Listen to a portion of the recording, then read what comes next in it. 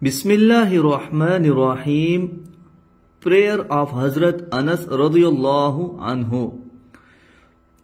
Always recite this during morning and evening.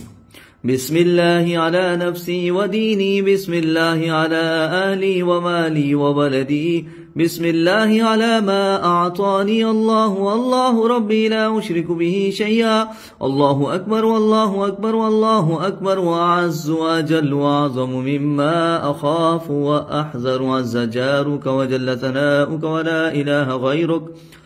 اللهم إني أعوذ بك من شر نفسي ومن شر كل شيطان مريد ومن شر كل جبار عنيد فإن تولوا فقل حسبي الله لا إله إلا هو عليه توكلت وهو رب العرش العظيم.